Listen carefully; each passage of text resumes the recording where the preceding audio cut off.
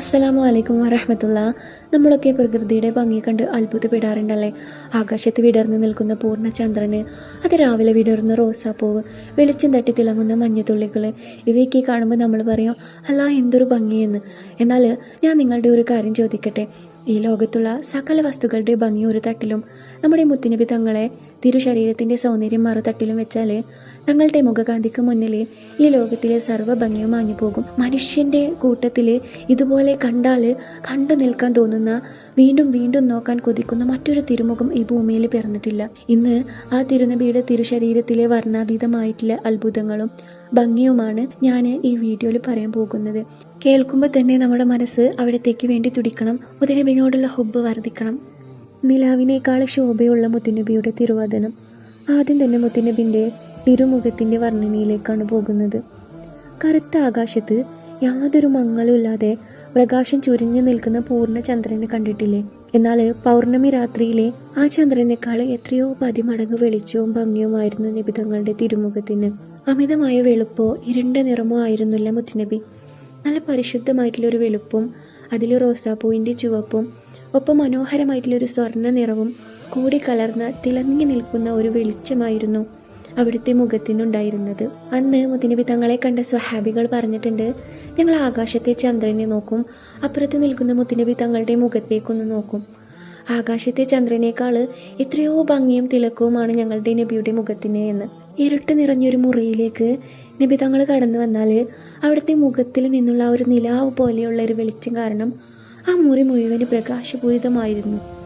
ആ മുഖത്തേക്ക് ഒരിക്കലും നോക്കിയവർക്ക് പിന്നീട് അതിൽ നിന്ന് കണ്ണടക്കാൻ തോന്നിയിട്ടില്ലായിരുന്നു. ഇത്രയും സ്നേഹവും കാരുണ്യവും പ്രകാശവും നിറഞ്ഞതായിരുന്നു ആ തിരുമുഖം.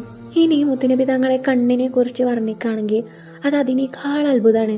മനോഹരമായ കണ്ണാണ്. നല്ല വലിപ്പമില്ലാത്ത എന്നാൽ നല്ല ചെറുതുമല്ലാത്ത തിരുനേത്രങ്ങളാണ് മുത്തുനബിക്കുള്ളത്. അവിടുത്തെ കണ്ണിൻ്റെ കറുത്ത ഭാഗത്ത് നല്ല ആഴത്തിലുള്ള കറുപ്പും വെളുത്ത ഭാഗത്ത് നല്ല പരിശുദ്ധമായിട്ടുള്ളൊരു വെളുപ്പമായിരുന്നു.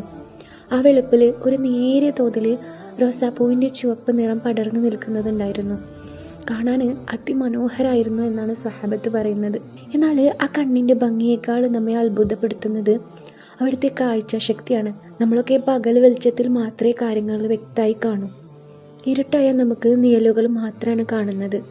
എന്നാൽ നബി തങ്ങൾക്ക് പകൽ വെളിച്ചത്തിൽ എങ്ങനെയാണോ അതേപോലെ രാത്രിയുടെ കൂരിരുട്ടിലും സകല കാര്യങ്ങളും വ്യക്തമായിട്ട് കാണാമായിരുന്നു. അവിടെയും തീർന്നിട്ടില്ല അവിടുത്തെ കാഴ്ചയുടെ ഒരത്ഭുതം. നമ്മൾ മനുഷ്യർ നമ്മുടെ മുന്നിലുള്ള കാര്യങ്ങൾ മാത്രമാണ് കാണുന്നത് അല്ലേ? എന്നാൽ നിസ്കാരത്തിൽ നിൽക്കുമ്പോൾ നടക്കുമ്പോൾ ഒക്കെ തൻ്റെ മുന്നിലുള്ളത് എങ്ങനെയാണോ കാണുന്നത് അതേപോലെ അവിടുത്തെ പിന്നിൽ നടക്കുന്ന കാര്യങ്ങളും തങ്ങൾക്ക് വ്യക്തമായിട്ട് കാണാമായിരുന്നു.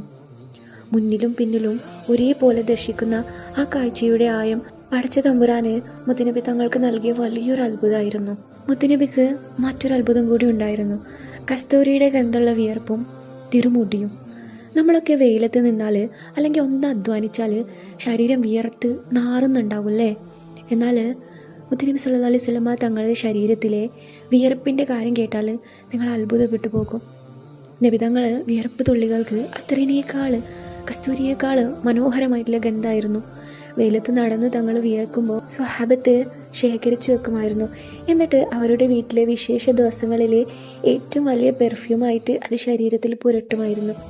അവിടുന്ന് നടന്നു പോയ വഴിയിലൂടെ പിന്നീട് ആളുകൾ നടക്കുമ്പോൾ അവിടുത്തെ വിയർപ്പിൻ്റെ മണം കൊണ്ട് ആ വഴി തിരിച്ചറിയുമായിരുന്നു ആളുകൾ. ഇതുവഴിയാണ് മുത്തുനബി സല്ലല്ലാഹു അലൈഹി വസല്ലമ തങ്ങൾ പോയത് എന്ന്. അവിടുത്തെ തിരുമുടി കാണാനും എന്തൊരു ഭംഗിയായിരുന്നു. എപ്പോഴും നല്ല ഭംഗിയിൽ എണ്ണ തേച്ച് ചീകി ഒതുക്കി വെച്ച കറുത്ത മുടികളായിരുന്നു.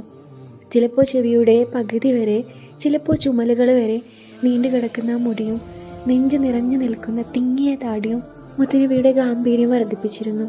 മുത്തുനബിൻ്റെ മറ്റൊരു അത്ഭുതമാണ് രോഗങ്ങൾ മാറ്റുന്ന ഉമിനീര്. കേൾക്കുമ്പോൾ തന്നെ നെഞ്ചിൽ വല്ലാത്തൊരു കുളിർമ തോന്നുന്ന കാര്യമാണ് അല്ലേ? അവിടുത്തെ പരിശുദ്ധമായിട്ടുള്ള ഉമിനീര് അതിൽ പഠിച്ച തമ്പുരാൻ്റെ മാറ്റാനാവാത്ത രോഗങ്ങൾക്ക് പോലും ശമനം കരുതി വെച്ചിരുന്നു.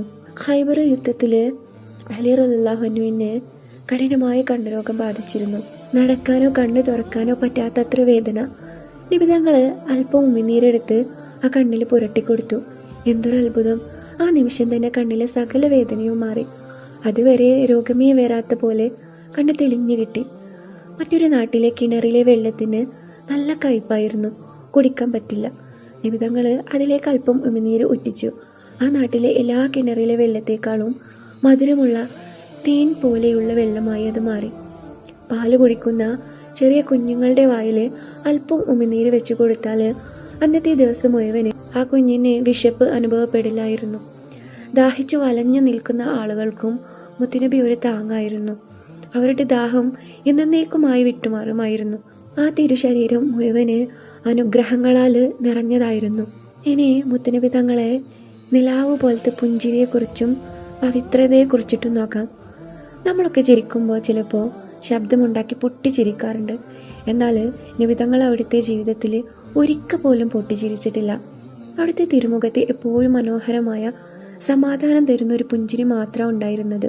മുത്തുനിബിതങ്ങൾ പുഞ്ചിരിക്കുമ്പോൾ അവിടുത്തെ പല്ലിൽ നിന്ന് സൂര്യകിരണങ്ങൾ പോലെ പ്രകാശം പുറത്തു വരുമായിരുന്നു. ആ തിളക്കം മുന്നിലെ ചുമരുകളിൽ പോലും പതിക്കുമായിരുന്നു എന്ന് സ്വഹാബികൾ അത്ഭുതത്തോടെ ഓർത്തെടുത്ത് പറയാറുണ്ടായിരുന്നു. മടിയുടെ ലക്ഷണമായതുകൊണ്ട് തങ്ങളുടെ ജീവിതത്തിൽ ഒരിക്കൽ പോലും കോട്ടുവായി ഇട്ടിട്ടില്ല. കരയുമ്പോൾ പോലും അനാവശ്യ ബഹളങ്ങളില്ലാതെ കണ്ണു മാത്രം നിറഞ്ഞൊഴുകി തൻ്റെ സമുദായത്തിന് വേണ്ടി പ്രാർത്ഥിക്കുമ്പോൾ നെഞ്ചിൽ നിന്നൊരു പ്രത്യേക തേങ്ങൽ ശബ്ദം മാത്രമാണ് കേട്ടിരുന്നത്. ഇനി മുത്തുനിബിതങ്ങളെ നെറ്റിയും പുരികവും എങ്ങനെയായിരുന്നു എന്ന് നോക്കാം. മുത്തുനിബിതങ്ങളെ നെറ്റിയെക്കുറിച്ച് പറയുകയാണെങ്കിൽ വളരെ വിശാലവും തിളക്കമുള്ളതുമായിരുന്നു തങ്ങളുടെ നെറ്റി. രണ്ട് പുരികങ്ങളും തമ്മിൽ കൂട്ടിമുട്ടാതെ അതിനിടയിൽ വളരെ നേരിയ കാണാൻ ഭംഗിയുള്ള രോമങ്ങളുണ്ടായിരുന്നു. അവിടുത്തെ നെറ്റിയിൽ പ്രത്യേകമായൊരു ഞരമ്പുണ്ടായിരുന്നു. നീതിക്ക് നിരക്കാത്ത കാര്യങ്ങൾ കാണുമ്പോൾ, സത്യത്തിന് വേണ്ടി സംസാരിക്കുമ്പോൾ മുത്തുനബിക്ക് ഇഷ്ടമില്ലാത്തൊരു സാഹചര്യം വരുമ്പോൾ ആ ഞരമ്പ് എടുത്ത് കാണിക്കുമായിരുന്നു. എന്നാൽ ആ ഇഷ്ടമില്ലാത്ത സാഹചര്യത്തിൽ പോലും ഒരു തരത്തിലുള്ള അഹങ്കാരമോ വെറുപ്പോ ഉണ്ടായിരുന്നില്ല. മറിച്ച് അതും കാണാൻ ഒരു പ്രത്യേക പ്രൗഢിയായിരുന്നു. മുത്തുനബി തങ്ങളെ ഏറ്റവും പ്രത്യേകമായിട്ടുള്ളൊരു കാര്യമാണ് ഭക്ഷണ രീതിയും ലളിതമായിട്ടുള്ളൊരു ജീവിതം. മുത്തുനബി തങ്ങളെ ഭക്ഷണ രീതിയെക്കുറിച്ച് പറയുമ്പോൾ ഏതൊരാളുടെയും കണ്ണ് നിറഞ്ഞു പോകുന്ന ഒന്നാണ്. രാജാക്കന്മാരെ പോലെ മനോഹരമായ ഭക്ഷണങ്ങളൊന്നും മുത്തുനബി തങ്ങൾ തിരഞ്ഞു പോയിട്ടില്ല. കയ്യിൽ കിട്ടുന്ന ലളിതമായിട്ടുള്ള ഭക്ഷണം അള്ളാഹുവിന് നന്ദി പറഞ്ഞ് അവിടുന്ന് കഴിക്കുമായിരുന്നു. മാതള നാരങ്ങ, ഈത്തപ്പഴം, ഗോതമ്പ്, റൊട്ടി, തണ്ണിമത്തൻ, അത്തിപ്പഴം, തേന്, പാല്, ബാർലി, ഇതൊക്കെയായിരുന്നു മുത്തുനബി തങ്ങൾക്ക് ഏറ്റവും പ്രിയപ്പെട്ട ഭക്ഷണങ്ങൾ. ഒലിവ് ഓയിലും സാലഡ്, വെള്ളരിയും മുത്തുനബി ഉപയോഗിച്ചിട്ടുണ്ടായിരുന്നു. എന്നാൽ നമ്മളെപ്പോലെ ഭക്ഷണം വയറ് നിറയെ കഴിക്കുന്ന ശീലം തങ്ങൾക്കുണ്ടായിരുന്നില്ല. വയറിൻ്റെ 1/3 ഭാഗം ഭക്ഷണത്തിനും 1/3 ഭാഗം വെള്ളത്തിനും ബാക്കിയുള്ള ഭാഗം ശ്വാസം എടുക്കാനും ഒഴിച്ചിടാനാണ് തങ്ങൾ നമ്മെ പഠിപ്പിച്ചിട്ടുള്ളത്. ഒരിക്കൽ പോലും അവിടുന്ന് ഒരു ഭക്ഷണത്തെയും കുറ്റം പറഞ്ഞിട്ടില്ല. ഇഷ്ടപ്പെട്ടാൽ കഴിക്കും, ഇഷ്ടപ്പെട്ടിട്ടില്ലെങ്കിൽ മിണ്ടാതിരിക്കും, അത്രമാത്രം. ചില മാസങ്ങളിൽ അവിടുത്തെ അടുപ്പ് പുകഞ്ഞിട്ട് പോലുമില്ല. ഈത്തപ്പഴവും വെള്ളവും മാത്രം കുടിച്ച് ആഴ്ചകളോളം തങ്ങൾ കഴിച്ചു കൂട്ടിയിട്ടുണ്ട്. വിശപ്പ് സഹിക്കാനാവാതെ വയറ്റിൽ കല്ല് വെച്ച് കെട്ടിയ ചരിത്രം വരെ മുത്തുനബിക്കുണ്ട്. ഭക്ഷണത്തിന് ശേഷം വിരലുകൾ നക്കി തുടച്ച് കഴുകുന്നതും ഭക്ഷണം കഴിച്ച ഉടനെ കിടന്നുറങ്ങാതെ അല്പം നടക്കുന്നതുമൊക്കെ അവിടുത്തെ ആരോഗ്യപരമായിട്ടുള്ള ശീലങ്ങളായിരുന്നു. ഇനി മുത്തുനബി തങ്ങളെ തിരുശരീരം, കൈകള്, കാലുകള് എങ്ങനെയാ നോക്കാം. മുത്തുനബി തങ്ങളെ ശരീരത്തിന്റെ അളവുകൾ അമിതമായ പൊക്കമുണ്ടായിരുന്നില്ല, എന്നാൽ നല്ല ചെറുതുമായിരുന്നില്ല. ആളുകളുടെ ഇടയിൽ നിൽക്കുമ്പോൾ തങ്ങളെ എടുത്തു കാണിക്കുമായിരുന്നു. നല്ല തടിയോ നല്ല മെലിഞ്ഞതോ ആയിരുന്നില്ല.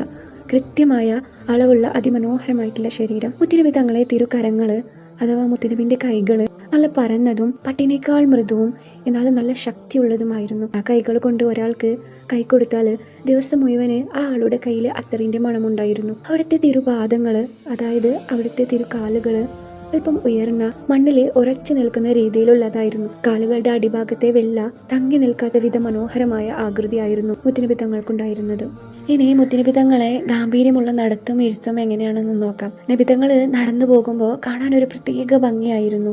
അഹങ്കാരത്തോടെയോ അല്ലെങ്കിൽ ചാഞ്ചാടിയോ ആയിരുന്നില്ല അവിടുന്ന് നടന്നിരുന്നത്. മറിച്ച് ഒരു ഉയർന്ന സ്ഥലത്ത് നിന്ന് താഴേക്ക് ഇറങ്ങി വരുമ്പോൾ നമ്മൾ എപ്രകാരമാണോ വേഗത്തില് ഗാംഭീര്യത്തില് നടക്കുക, അതുപോലെയായിരുന്നു അവിടുത്തെ നടത്തം. നിലത്ത് ഉറച്ചു ചവിട്ടി തല കുനിച്ചുകൊണ്ട് വേഗത്തില് അവിടുന്ന് നടക്കുമായിരുന്നു. തങ്ങളുടെ കൂടെ നടക്കുന്ന സ്വഹാബികൾക്ക് തങ്ങളോടൊപ്പം എത്താന് ഓടി വരണമായിരുന്നു. അവിടുന്ന് ഇരിക്കുന്ന ശൈലിയും വളരെ ലളിതമായിരുന്നു. നിലത്ത് കാൽമുട്ടുകൾ കെട്ടിപ്പിടിച്ച് എളിമയോടെ ഇരിക്കും.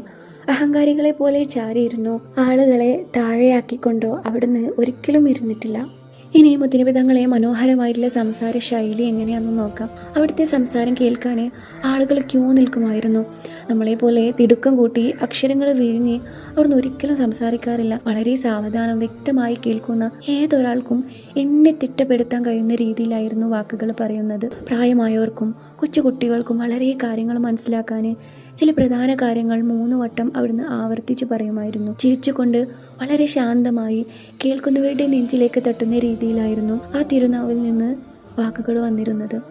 ഇനി മുത്തുനബി തങ്ങള് യുദ്ധകളത്തിൽ എങ്ങനെയായിരുന്നു എന്ന് നോക്കാം. നബി തങ്ങള് കരുണയുള്ളവനായിരുന്നു എന്ന് കരുതി അവിടുന്ന് ഒരിക്കലും ഭീരുവായിരുന്നില്ല. യുദ്ധകളത്തിൽ ശത്രുക്കളുടെ അമ്പുകളും വാളുകളും പാറി പറക്കുമ്പോൾ ഏറ്റവും മുന്നില് ധൈര്യത്തോടെ ഉറച്ചു നിന്നിരുന്നത് നമ്മുടെ മുത്തുനബി സല്ലല്ലാഹു അലൈഹി വസല്ലമ തങ്ങളായിരുന്നു. വലിയ വലിയ ധീരന്മാരായ സ്വഹാബികൾ പോലും പറഞ്ഞിട്ടുണ്ട്, യുദ്ധം കടുക്കുമ്പോൾ ശത്രുക്കളുടെ ആക്രമണം ശക്തമാകുമ്പോൾ ഞങ്ങൾ പേടിച്ച് നബി തങ്ങളുടെ പിന്നിലാണ് അഭയം പ്രാപിച്ചിരുന്നത് എന്ന്. യുദ്ധകളത്തില് പേടിച്ചോടാത്ത ശത്രുക്കൾക്ക് മുന്നില് പതറാതെ അത്രയും വലിയ പോരാളിയും ധീരനുമായിരുന്നു തങ്ങൾ.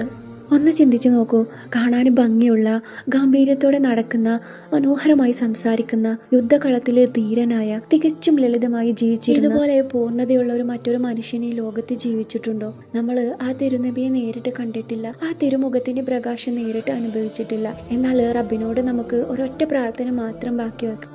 അല്ലാഹുവേ, ജീവിതത്തിൽ ഒരിക്കലെങ്കിലും ഞങ്ങളുടെ സ്വപ്നത്തിൽ മുത്തുനബി തങ്ങളെ കാണാൻ ഞങ്ങൾക്ക് തൗഫീക്ക് നൽകണേ. പരലോകത്ത് വെച്ച് ആ കൈകളിൽ നിന്ന് ഹൗലുൽ കൗസർ കുടിച്ച് ദാഹം അകറ്റാൻ ഞങ്ങളെ അനുഗ്രഹിക്കണേ. ആമീൻ. ഈ വീഡിയോ നിങ്ങളുടെ മനസ്സിൽ പ്രവാചക സ്നേഹം നിറച്ചുവെങ്കിൽ നിങ്ങളുടെ പ്രിയപ്പെട്ട ആളുകൾ കൂടി പറഞ്ഞു കൊടുക്കുക. ഇൻഷാ അല്ലാഹ്. അസ്സലാമു അലൈക്കും വറഹ്മത്തുള്ളാഹി.